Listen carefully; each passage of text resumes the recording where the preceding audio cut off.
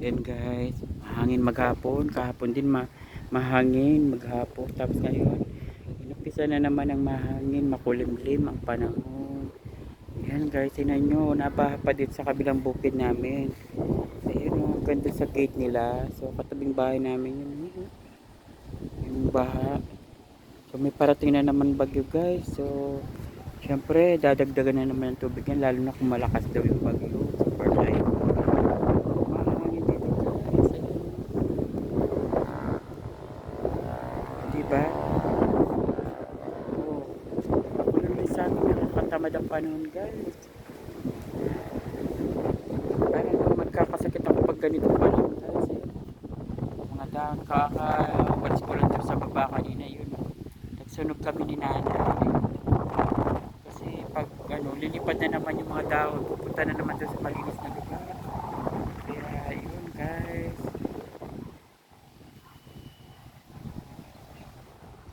Halos sementado na lahat kasi mga bahay dito guys. Meron pa doon sa likod.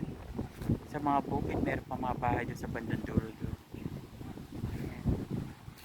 So, yun pa yung panahon dito guys. At uso din ang lagnat, trangkaso, sakit ng ulo dahil mahangin nga. Yung nakapaligiran namin dito guys. So, nakawalis-walis at nakabulot-bulot naman ng pakonti-konti ng dahon tong kapatid ko at si nanay. Kaya lang, mabilis talaga tumubo ang mga dahon ngayon guys. Ang mga damo, ang mga dahon, ayun o, kalat-kalat. So, isang walis mo lang, maya-maya meron na naman dahil walang tigil nga yung hangin. Halos maghapon.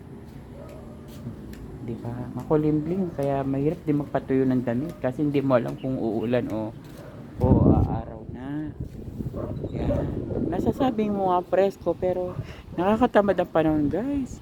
Kapag ganito ang eksena. Yun sa kabilang bakod, nakikita niyo yung tubig dun guys. Wala. Nabaha din pala sa loob ng bakuran nila at ang ano ng tubig oh.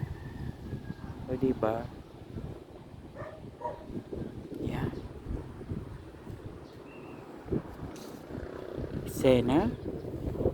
Yan ang aking kamay.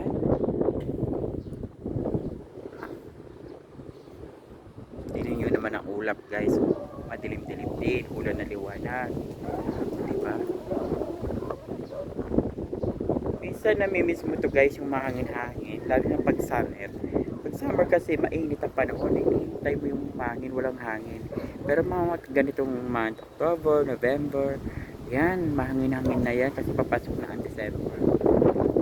Guys, sana gusto niyo ang video ko for today. Watch pa more.